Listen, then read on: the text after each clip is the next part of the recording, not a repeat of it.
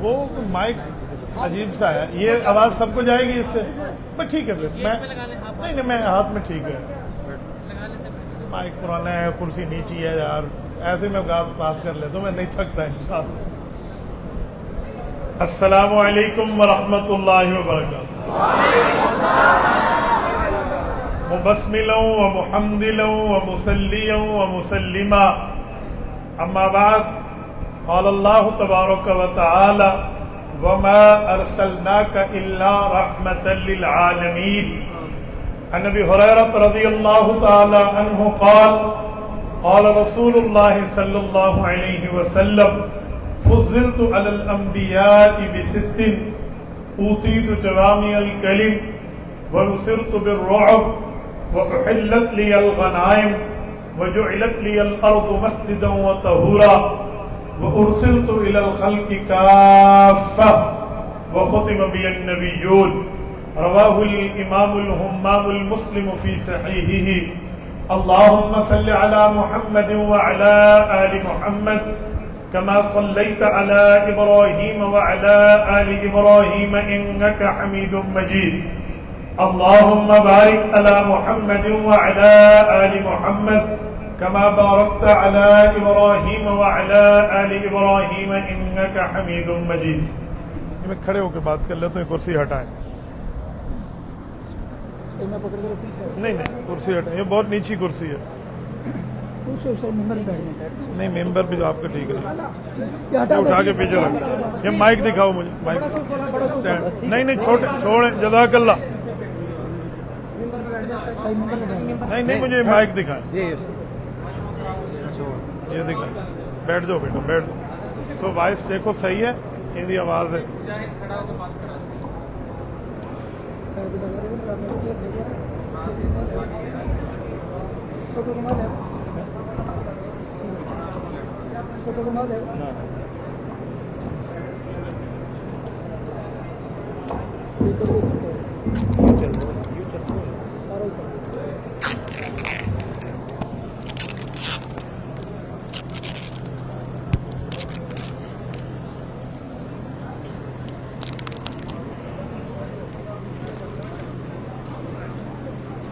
میرے معزز دوستو, بس ٹھیک, آواز آ رہی ہے؟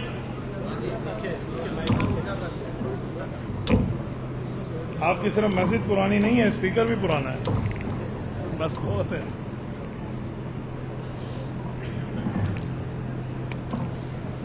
بہت اونچا کر لیا آپ نے, کھولیں اس کو بس. میرے معزز دوستو, اللہ کے گھر میں بیٹھے ہیں آپ لوگ, تو اللہ کے گھر کا آداب, اللہ کے گھر کے کچھ آداب ہوتے. اگر اللہ کے گھر کے آداب کا خیال نہیں کیا جائے تو فرشتے آنے والے پہ رحمت نہیں بھیجتے, لعنت بھیجتے. یہ آپ نے کیا پتہ نہیں لگا دیا, میں تو پورا پاکستان جاتا ہوں, آج تک میں نے کسی مسجد کی اس طرح بے حرمتی نہیں دیکھی. تھوڑا سا آداب کا خیال کیا. دوسری بات, میں جب یہاں آیا مجھے حضرت مولانا امجد خان دامت برکاتہ العالیہ نے کال فرمائی, اور انہوں نے فرمایا کہ اس علاقے کی کچھ فضا ایسی ہے, آپ جا کر بات کریں. میرے عزیزم مولوی مدثر نور کو اللہ جزا خیر عطا فرمائے, وہ میرے یہاں آنے کا سبب ہے.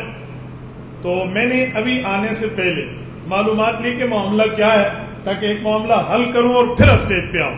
مجھے ساتھی کہہ رہے تھے کہ آپ جلسے کے بعد بیٹھیں, لیکن میں نے کہا میں پہلے حل کروں گا.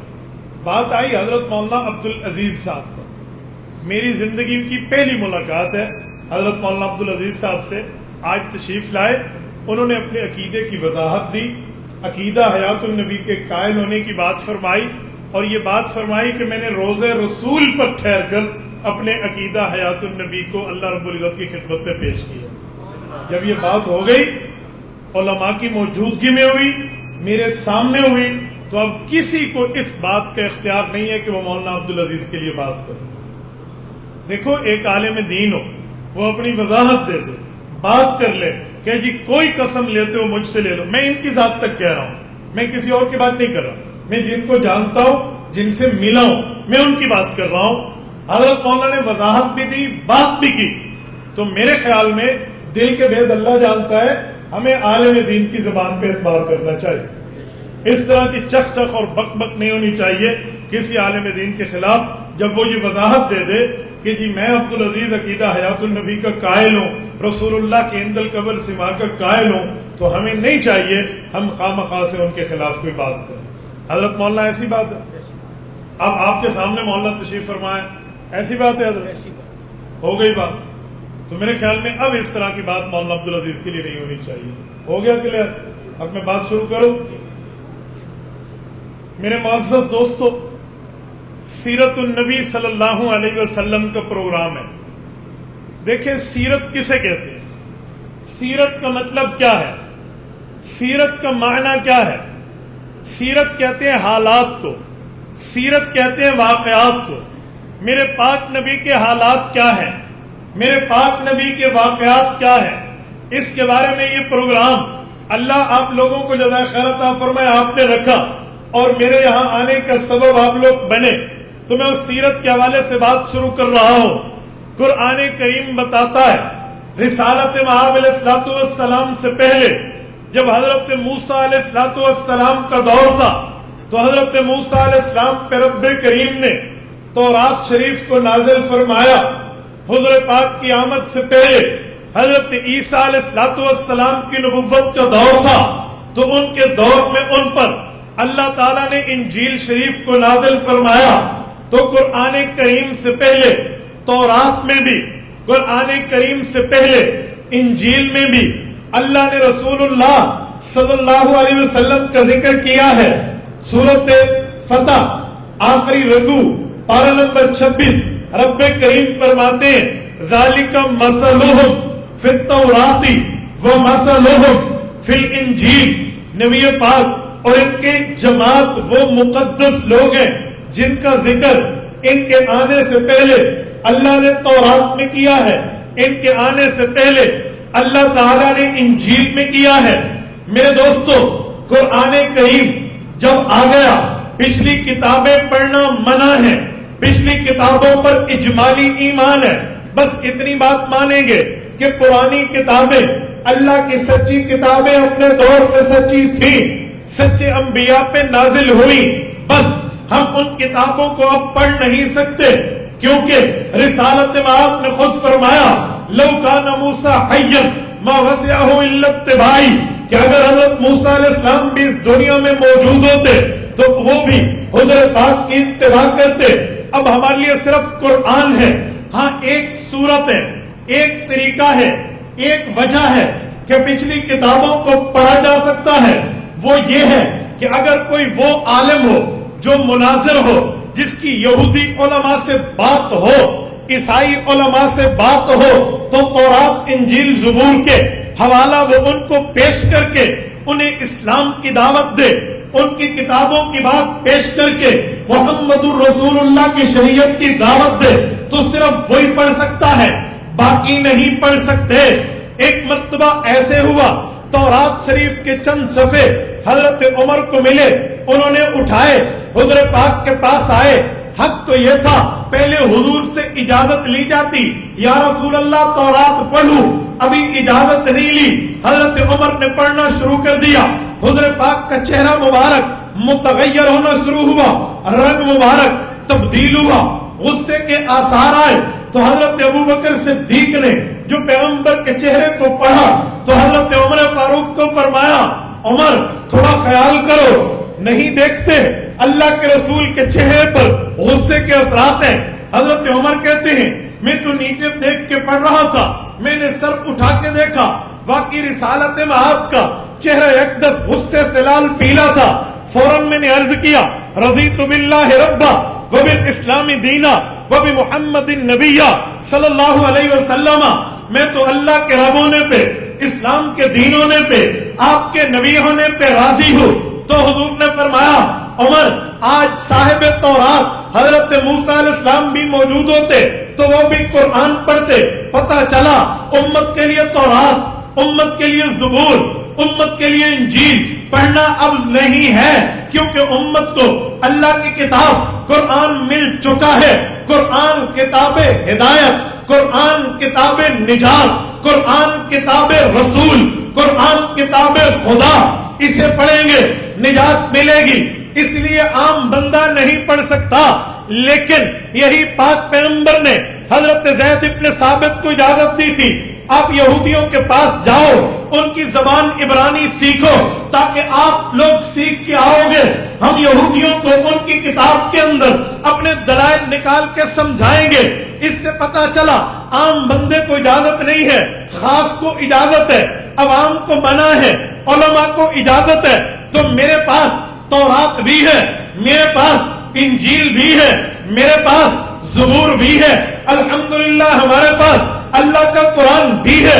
میں نے کئی یہودی علماء سے انٹرنیٹ پر بات کی ہے، کئی پریسٹ جنہیں پادری کہتے ہیں، جو کرسچینٹی کے ایکسپرٹ ہوتے ہیں، عیسائیت جانتے ہیں، ان سے بھی بات کی ہے. تورات کے اندر سے رسول اللہ کو فارق العلید کے لفظ سے یاد کیا گیا ہے. انجیل کے اندر سے 1400 قدسیوں میں ظاہر ہونے والے کے لفظ سے رسول اللہ کو یاد کیا گیا ہے. تو میں نے کئی دفعہ ان کے سامنے رکھ کے کہا کہ بتاؤ حضرت موسیٰ کے لیے یہ لقب فارق العلید نہیں آیا، وہاں تو لفظ موسیٰ آپ کا الگ موجود ہے، اس سے مراد کون ہے؟ یہودی جواب نہیں دے سکتے.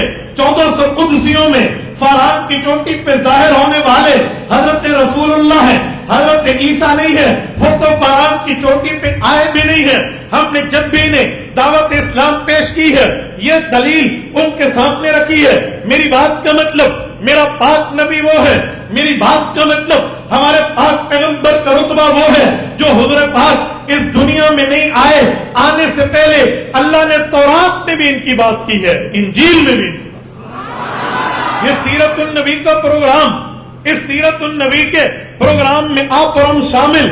تو اس نبی کی سیرت سننے آئے جس نبی کے آنے سے پہلے اس کا تعارف اللہ تورات میں کرائیں، ان کا تعارف اللہ انجیل میں کرائیں. اس سے سمجھ آیا میرا پاک نبی اتنا بڑا رتبہ رکھتا ہے جو آنے سے پہلے بھی دنیا میں پہچانا گیا. آؤ میں ایک اور حدیث آپ کے سامنے رکھنے لگا ہوں. کئی انبیاء ہیں جنہوں نے دعا مانگی، اللہ نبی بنایا تیرا شکر، ساتھ ساتھ ہمیں محمد الرسول اللہ کو امتی بنا دے. یہ دعائیں کیوں مانگی؟ وہ نبی ہیں، نبوت کے بعد تو معاملات پورے، نبوت کے بعد تو درجات کا کمپلیشن ہو گیا، مکمل ہو گئے. اب حضور پاک کی امت میں آنے کا مطلب وجہ ختم نبوت ہے.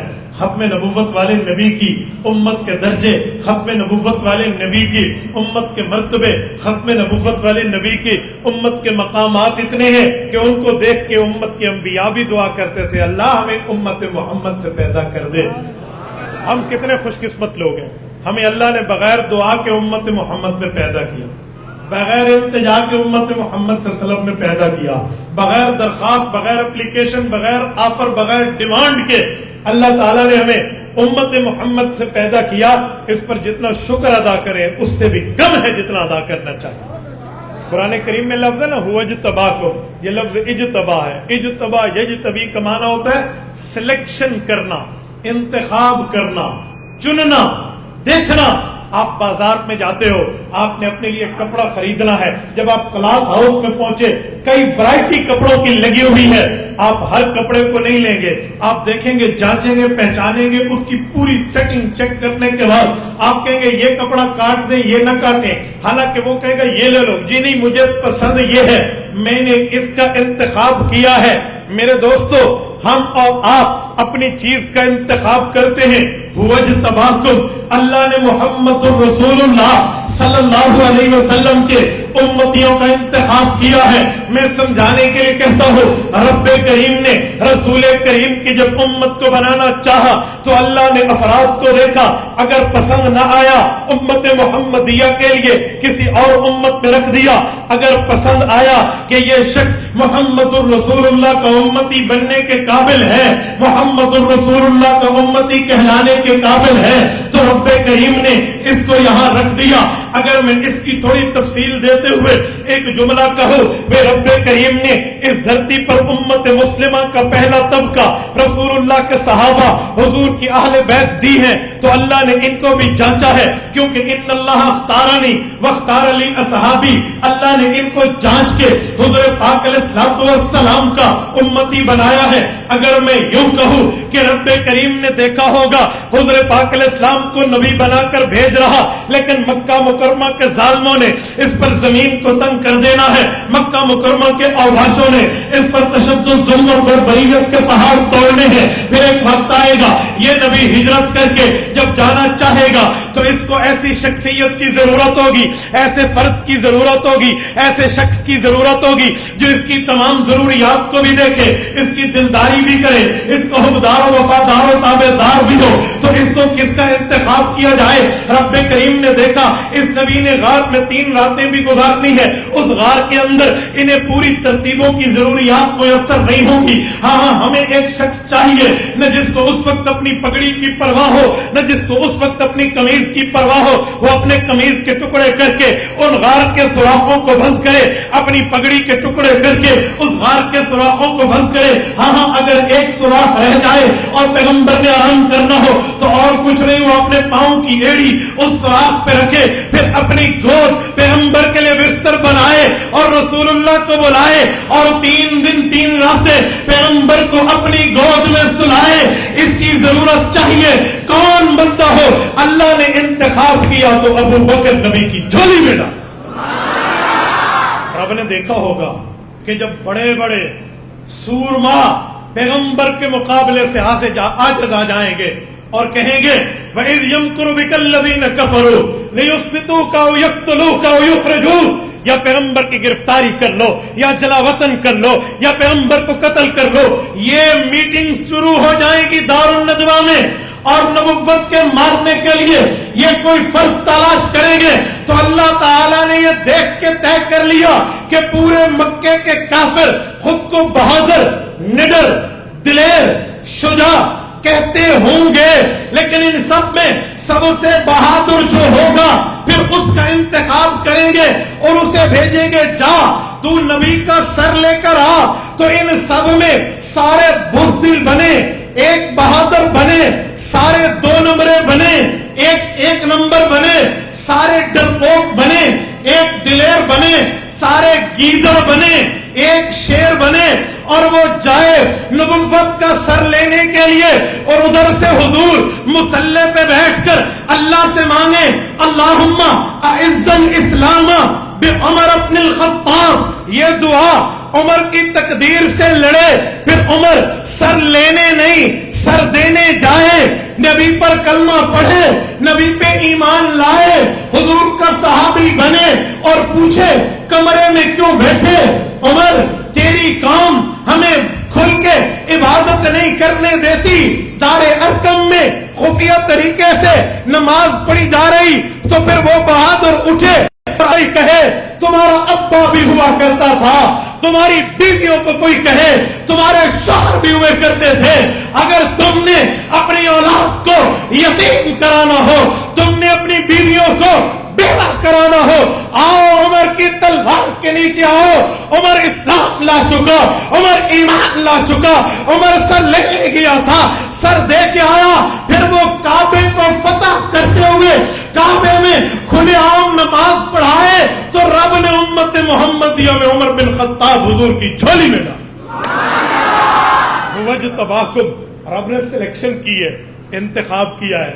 آگے آئیے، اللہ تعالیٰ کو پتا ہے، اللہ کا علم کامل اتم ہے، مکمل ہے۔ رب کریم جانتے ہیں ایک وقت آئے گا جب نبی نے جنگ تبوک جیش اسرا سخت ترین جنگ لڑنی ہوگی، اور وہ تبوک کی لڑائی اسٹیٹ ٹو اسٹیٹ فائٹ ہے، ایک ریاست کی دوسری ریاست سے لڑائی ہوگی، ریاست مدینہ ریاست محمدیہ کی ٹکر ریاست روم سے ہوگی۔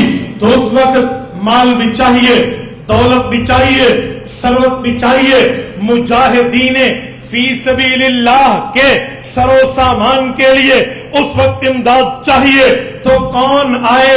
پھر رب نے اس شخصیت کا انتخاب کیا جو 1000 پھر 1000 پھر 1000 یعنی 3000 اونٹوں کو سامان سے لدا ہوا ہیرے اور جواہرات، سونے اور چاندی، درہم اور دنانیر سے لدے ہوئے نبی کی خدمت میں رکھ کے کہے یہ آپ اور آپ کی مرضی پر خرچ ہوں گے، اور نبی اس ہیرے، لال، جواہرات، موتی، مال و دولت اور سونے کو دائیں ہاتھ سے بائیں پہ رکھیں، بائیں ہاتھ سے دائیں پہ رکھیں اور فرمائیں ما ذرہ عثمان بعد ھذا اليوم، اللہ تجھے آج کے بعد کبھی کوئی گناہ کی تکلیف نہیں دے گا، تو رب کا پسندیدہ، رب کے نظر میں، اللہ کی نظر میں رضامند کہلائے گا۔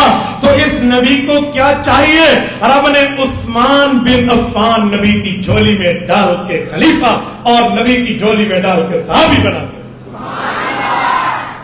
اور اگر میں اس سے بھی آگے کہوں کہ جب نبوت مدینے سے نکل کے دور دراز 200 کلومیٹر کا سفر، میں نے خیبر دیکھا ہے، میں خیبر گیا ہوں، میں نے خیبر قدیم بھی دیکھا ہے، خیبر جدید بھی دیکھا ہے، مدینہ طیبہ سے تبوک کے روڈ پہ خیبر کی بستی آتی ہے، رسول اللہ نے وہاں جانا ہے، رب کریم کے علم میں ہے وہاں کے یہودی 16 قلعوں میں بند ہو جائیں گے، 15 قلعے حضرت ابوبکر عمر حضرت عثمان کے ہاتھوں فتح ہوں گے، پھر ایک قلعہ رہ جائے گا جسے قلعہ کاموس کہتے ہیں۔ قلعہ کاموس میں جو وہاں کا کمانڈر ان چیف ہوگا اس کا نام مرہب ہوگا، اور مرہب وہ ہوگا جس کا اعلان ہوگا کہ 1000 بندہ لاؤ، میں اکیلا آؤں گا۔ اتنا بڑا طاقتور، اتنا بڑا نڈر، شجاع، بہادر وہ خود کو ڈکلیئر کرے گا اور وہ آئے گا اس طرح تھراتا ہوا نبی کے صحابہ پہ حملہ آور ہونے کے لیے۔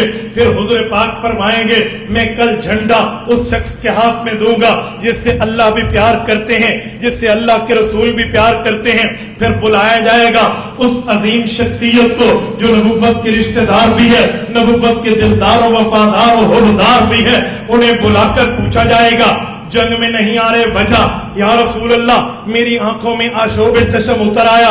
پھر حضور پاک اس لب مبارک کو جو کبھی صدیق کے ایڑی پہ لگی تھی اس کو اٹھا کے ان کی آنکھوں پہ لگائیں گے۔ تکلیف تو تھی ہی نہیں، گویا کہ بیماری تو تھی ہی نہیں، بیماری سے آنکھیں صاف ہو جائیں گی، اور وہ شخص آئے گا مرہب کے مقابلے میں ٹھہرے گا۔ عمر اس کی اس وقت کل ملا کے 21 سال کے لگ بھگ ہوگی، تو مرہب دیکھ کے کہے گا اوے بچے کو بھیجا میرے مقابلے میں، تو وہ نبی کا صحابی بول اٹھے گا ان الذی سمتنی امی حیدرا کلیس غابات کریہ المنظرا۔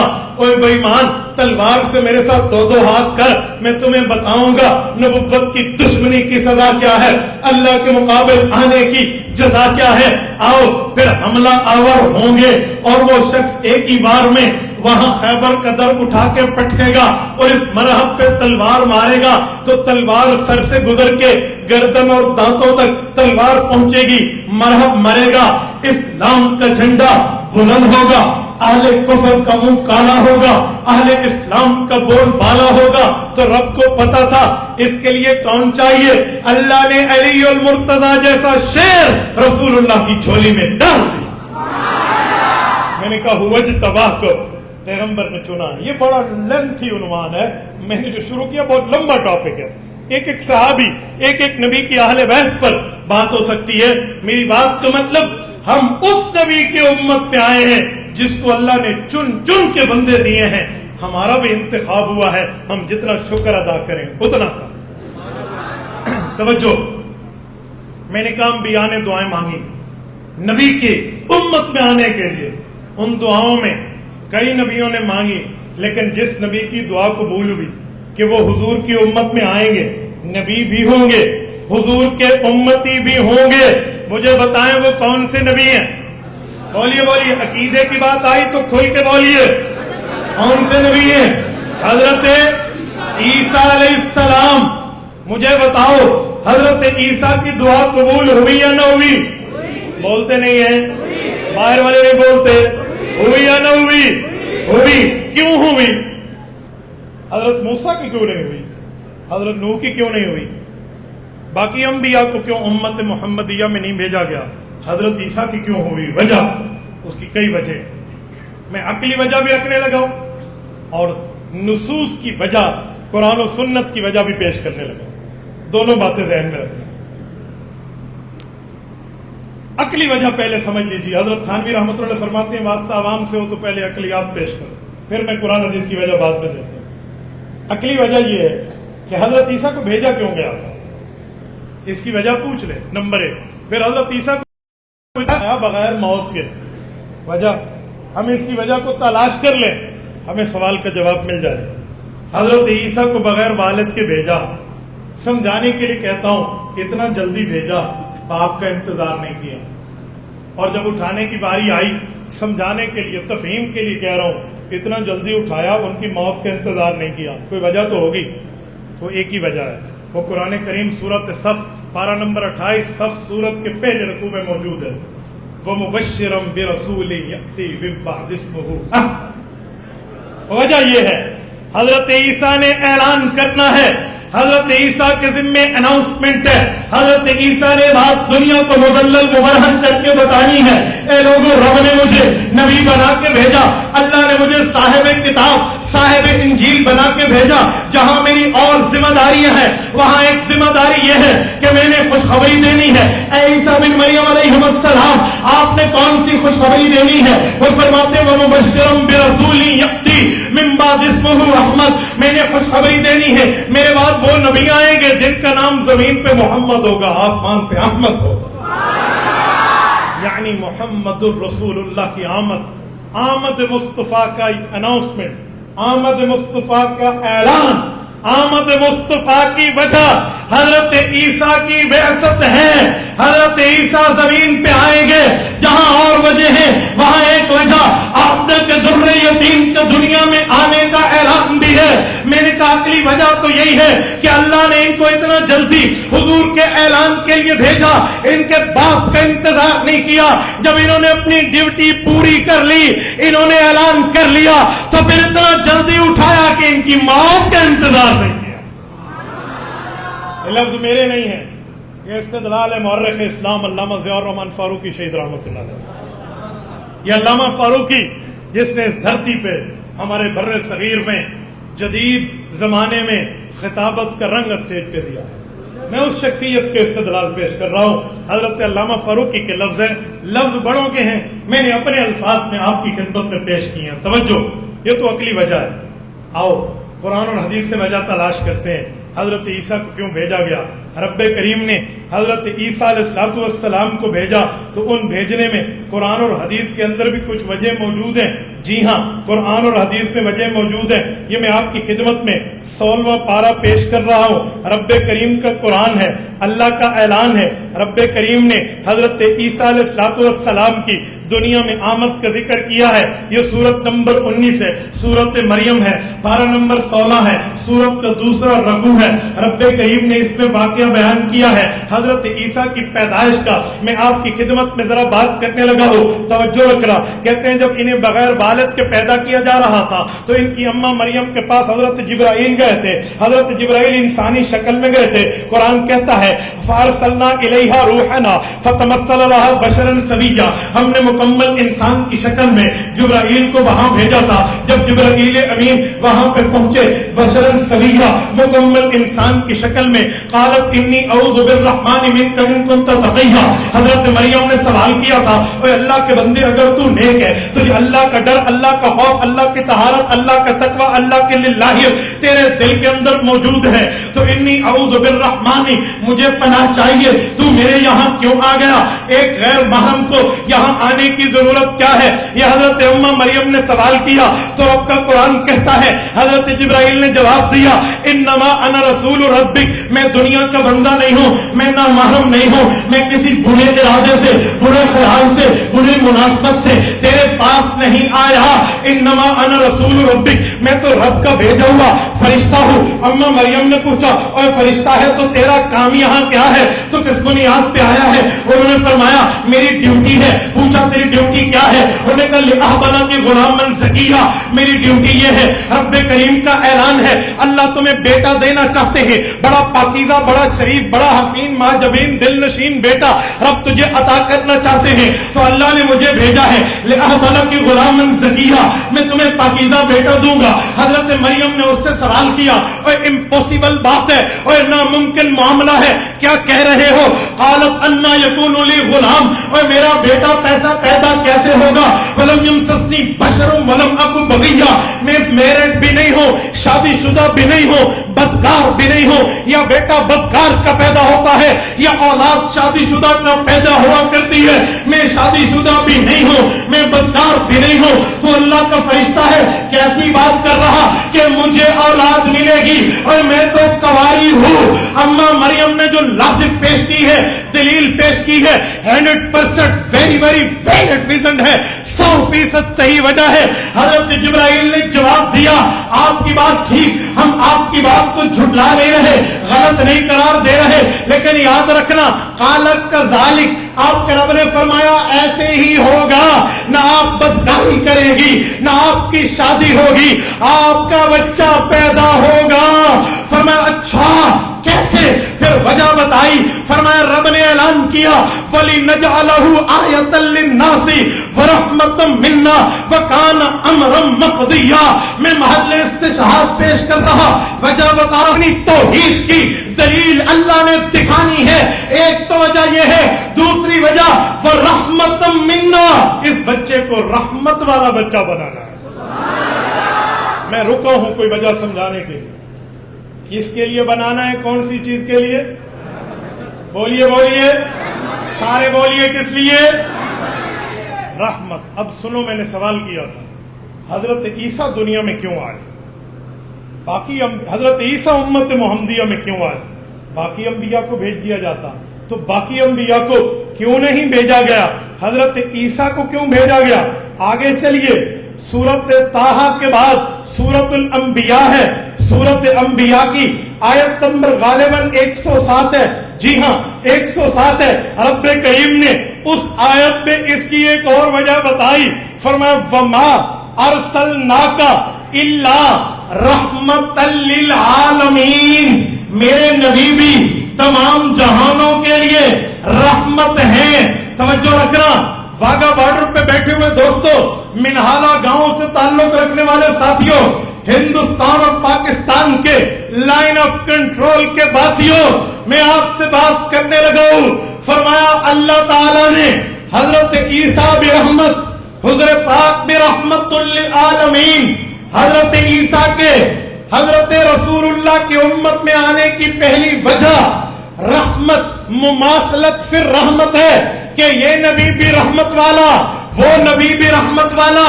رحمت والے نبی کی امت پہ مشکل آئے گی، دجال آئے گا، تو رحمت والے عیسیٰ علیہ السلام کو بھیج کر اس کا جواب دیا جائے. ایک وجہ. آؤ میں دوسری وجہ دینے لگا ہوں. حضرت عیسیٰ کے دنیا میں آنے کی دوسری وجہ، یہ علوم میرے نہیں ہیں، قاسم العلوم والخیرات، بانی دارالعلوم دیوبند، حجت الاسلام والمسلمین، حضرت امام مولانا محمد قاسم النانوتوی رحمہ اللہ کی بات ہے. میں اپنے الفاظ میں پیش کر رہا ہوں. قاری محمد طیب قاسمی رحمہ اللہ 50 سال دارالعلوم دیوبند کے محتمم رہے ہیں. یہ انہوں نے نزول مسیح کی حکمتوں میں حکمتیں لکھی ہیں. یہ میں انہی کی وجہ سنانے لگا ہوں. توجہ. فرماتے ہیں دوسری وجہ. ہاں جی دوسری وجہ کیا؟ فرمایا دوسری وجہ یہ ہے کہ قیامت میں جنت کے اندر اپنی حوریں، تو تمہیں یاد ہے کہ جی ہماری حوروں سے شادی ہوگی، حوروں سے نکاح ہوگا، حوروں کے ساتھ ہمارا وہاں پر ریلیشن ہوگا، میاں بیوی. اماں مریم جنت میں حضور پاک کی بیوی بنے گی، حضور پاک علیہ السلام حضرت اماں مریم کے شوہر بنیں گے. تو اگر اس رشتے کو دیکھیں تو پھر حضرت عیسیٰ حضرت مریم کے بیٹے ہیں. اماں مریم بعد میں حضور پاک کی بیوی بن رہی تو حضرت عیسیٰ حضور پاک کے بمنزلہ بیٹا لگے. نہیں سمجھے؟ کون لگے؟ بات مشکل ہے. کچھ دنوں پہلے میں بیان ایک جگہ کر رہا تھا، لوگ کہتے ہیں آپ کی بات مشکل ہے، سمجھ نہیں آتی. مشکل ہے؟ پھر دوہراؤں؟ پھر آپ کے چہرے پہ مجھے سمجھ آ رہا ہے کہ سر تو گزر گئی ہے. میں ایک دفعہ پھر دوہرا رہا. میں نے کہا حضرت اماں مریم والدہ ہے حضرت عیسیٰ کی. قیامت پہ حضرت مریم سے شادی ہمارے پاک نبی کی ہونی ہے. اس وجہ سے حضور پاک حضرت عیسیٰ کے بمنزلہ والد لگے. حضرت عیسیٰ حضور پاک کے بمنزلہ بیٹے لگے. جب والد کے دین پہ مشکل آئی، دجال آیا تو بیٹے نے بیٹے ہونے کا حق ادا کیا. پھر بیٹا آیا والد کی دین کی حفاظت کے لیے، پھر بیٹا آیا. فرمایا یہ تو قرآنی وجہ ہوگی، آؤ حدیث پاک سے پوچھتے ہیں. حضور پاک کی امت میں حضرت عیسیٰ نے آنا ہے، یہاں بھی کوئی وجہ فرمایا ہے؟ آپ اٹھائیے مسند ابی اعلیٰ جلد نمبر 11، حضرت ابو ہریرہ رضی اللہ عنہ صحابی رسول ہیں، ارشاد فرماتے ہیں میرے پاک نبی نے فرمایا لَيَنزِلَنَّ ابْنُ مَرْيَمَ فِيكُمْ إِمَامًا وَحَكَمًا وَلَيَقْتُلَنَّ الْخِنْزِيرَ وَلَيَكْسِرَنَّ الصَّلِيبَ وَلَيُعْرِضَنَّ عَلَيْهِ الْمَالُ فَلَا يَقْبَلَنَّهُ. فرمایا حضرت عیسیٰ آئیں گے، امام اور حاکم بن کے آئیں گے، حضور کے امتی بن کے آئیں گے، یہودیت ختم کر دیں گے، عیسائیت ختم کر دیں گے، مال کی اتنی فراوانی ہوگی، لوگ مال پیش کریں گے، قبول نہیں کیا جائے گا. حضور نے فرمایا ثم لَيَأْتِيَنَّ عَلَىٰ قَبْرِي، پھر حضرت عیسیٰ علیہ السلام میری قبر مدینہ طیبہ گنبد خضرا پہ حاضر ہوں گے. دعا کریں اللہ آپ سب کو مدینہ لے جائے، اللہ آپ کی برکت سے ہمیں ملے.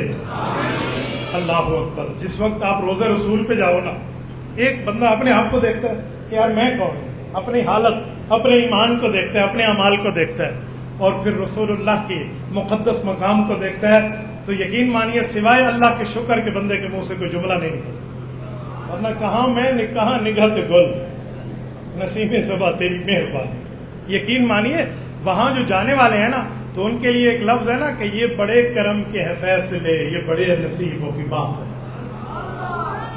اس پر قابلیت نہیں چلتی، قبولیت چلتی ہے. میں نے بڑے بڑے مالداروں کو دیکھا ہے، پیسے والوں کو دیکھا ہے، جو روپیز اور ڈالر میں کھیلتے ہوئے نظر آتے ہیں، لیکن سوئٹزرلینڈ انگلینڈ تو جاتے ہیں، مدینہ مکہ جانے کی توفیق نہیں ملتی.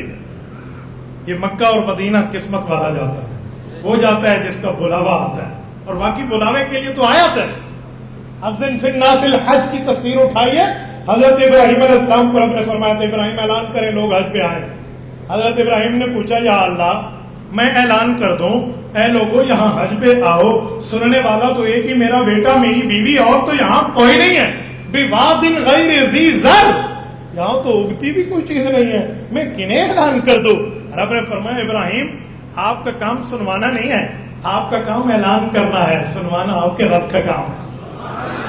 کہتے ہیں حضرت ابراہیم نے اعلان کیا، اور جہاں جہاں تک حضرت ابراہیم کی بات کو رب نے پہنچانا تھا پہنچا دیا.